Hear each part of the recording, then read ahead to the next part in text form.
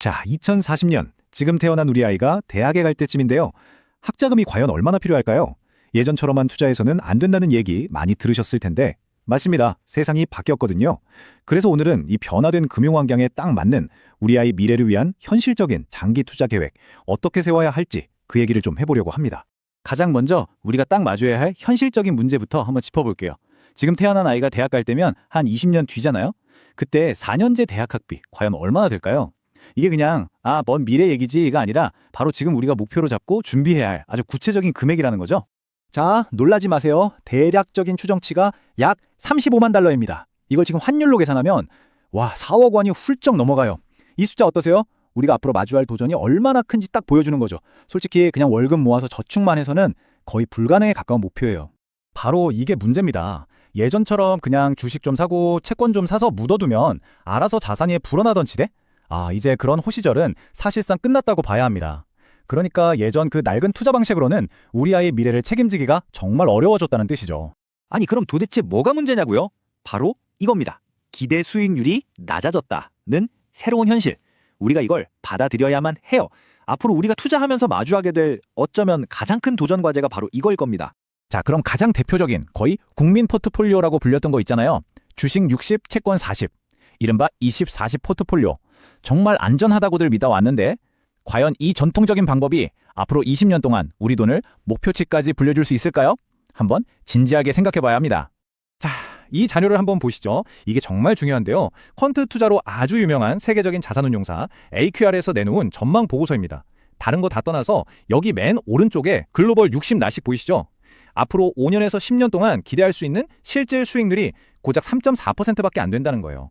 아니 3.4%면 그래도 플러스인데 뭐가 문제냐 싶으실 수도 있어요. 근데 이게 왜 심각하냐면요. 과거 역사적인 평균 수익률이 약 5%였거든요. 거기에 한참 못 미치는 거죠. 고작 1.6%포인트 차이 아니냐고요? 천만에요. 20년이라는 긴 시간 동안 이 작은 차이가 복리 효과 때문에 그야말로 눈덩이처럼 불어나서 어마어마한 격차를 만들어냅니다. 우리 목표 달성을 아주 어렵게 만드는 주범이 바로 이 차이인 거죠. 자, 그럼 어떻게 해야 할까요? 해결책이 있어야죠. 정답은 바로 자산 배분에 있습니다. 우리가 흔히 어떤 주식이 오를까 이런 종목 고르는 거에만 집중하잖아요. 근데 사실 그것보다 훨씬 더 중요한 게 바로 이 자산 배분입니다. 장기 투자 성공의 거의 모든 것이 여기에 달려있다고 해도 과언이 아니에요. 자산 배분 어려운 말이 아니고요. 아주 간단하게 말해서 내 소중한 돈을 주식, 채권, 부동산 같은 여러 바구니에 어떤 비율로 나눠 담을지 결정하는 것. 바로 그 전략을 말하는 겁니다. 자, 이제 문제점이 뭔지 알았으니까 가장 근본적인 해결책으로 한번 들어가 보죠. 저는 이 문장이 자산 배분이 뭔지 정말 기가 막히게 설명해 준다고 생각해요. 자산 배분 전략은 오늘의 구매력을 미래로 운반하기 위한 계획이다. 멋지지 않나요? 그러니까 이게 단순히 돈을 불리는 기술이 아니라요. 지금 내가 가진 돈의 가치를 20년 뒤 미래까지 안전하게 그리고 무사히 잘 운반해서 더 키우는 그런 일종의 운송 계획 같은 거라는 거죠. 이 그래프가 바로 그 개념을 눈으로 보여주는 건데요. 복잡해 보이지만 아주 간단해요. 가로축이 위험, 그러니까 변동성이고요. 세로축이 기대 수익률입니다. 우리의 목표는요, 무조건 위험을 피하는 게 아니에요. 내가 감당할 수 있는 딱 그 위험 수준에서 가장 높은 수익률을 얻을 수 있는 최적의 조합, 바로 이 효율적 투자선 위에 한 점을 찾아내는 겁니다. 이게 바로 자산 배분의 핵심이에요. 자, 이 원리를 기억하면서 이제 우리의 투자 도구 상자를 한번 열어볼까요? 자, 그럼 이제 구체적으로 들어가서 그래서 포트폴리오를 어떻게 짜라는 거냐? 이게 궁금하시죠? 핵심은 이겁니다. 우리가 제일 잘 알고 제일 익숙하고 편안한 미국 대형주에만 머물러서는 절대 안 된다는 거예요. 이제 우리의 투자 도감을 활짝 열어서 시야를 더 넓게 확장해야 합니다. S&P 500 같은 미국 대형주들 좋죠. 근데 문제가 뭐냐면 너무 많은 사람들이 좋아해서 이미 가격이 오를 대로 올랐다는 거예요. 너무 비싸졌다는 거죠. 그래서 아까 그 AQR 자료에서도 보셨듯이 역설적으로 미래 기대 수익률은 다른 자산보다 오히려 낮아졌습니다. 그렇다면 우리는 어디에서 더 높은 성장 잠재력을 찾아야 할까요? 여기 데이터를 직접 한번 비교해 볼까요?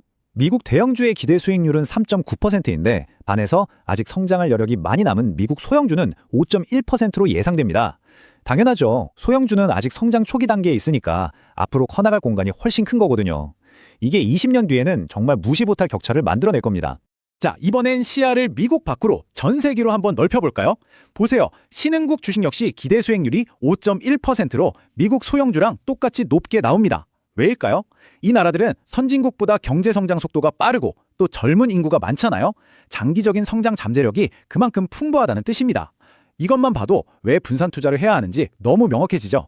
자, 그럼 지금까지 이야기한 걸 바탕으로 이제 구체적인 실행 계획을 한번 짜보죠. 우리 아이의 미래를 위한 20년짜리 장기 계획, 그 뼈대를 만들어 보는 겁니다. 전혀 복잡하지 않아요. 아주 명확하고 누구나 따라할 수 있는 전략입니다. 딱 4단계만 기억하시면 됩니다. 첫째, S&P 500만 쳐다보지 말고 미국 안에서도 투자를 다양하게 나누세요. 둘째, 더 높은 성장을 노리기 위해 미국 소형주를 꼭 담으시고요. 셋째, 신흥국 주식을 포함해서 내 포트폴리오를 전 세계로 확장하는 겁니다. 그리고 마지막으로 정말 중요한데요. 물가가 오르면 돈의 가치가 떨어지잖아요. 이걸 막아줄 방패, 바로 팁스 같은 물가연동국채를 반드시 포함시켜야 합니다. 자, 이 모든 전략을 관통하는 핵심 원칙들을 다시 한번 마음에 새겨보죠. 결국 20년 뒤의 결과는요, 어떤 종목을 기가 막히게 맞췄느냐가 아니라 자산을 얼마나 현명하게 배분했느냐로 결정될 겁니다. 그리고 요즘처럼 뭐가 어떻게 될지 모르는 시대에는 이 분산 투자가 그 어느 때보다 중요해졌어요. 제발 단기적인 시장 흔들림에 멘탈 나가시면 안 됩니다. 이건 20년짜리 마라톤이거든요. 그리고 이 긴 여정을 끝까지 완주하게 해줄 가장 강력한 무기는 바로 이 원칙을 묵묵히 지켜나가는 인내심입니다. 결론을 말씀드릴게요. 성공적인 장기 투자는요. 그냥 몇 가지 규칙을 따르는 걸 넘어서 아예 새로운 생각의 틀, 새로운 마음가짐을 갖는 것에서부터 시작됩니다. 이게 오늘 제가 드리고 싶은 가장 중요한 메시지입니다.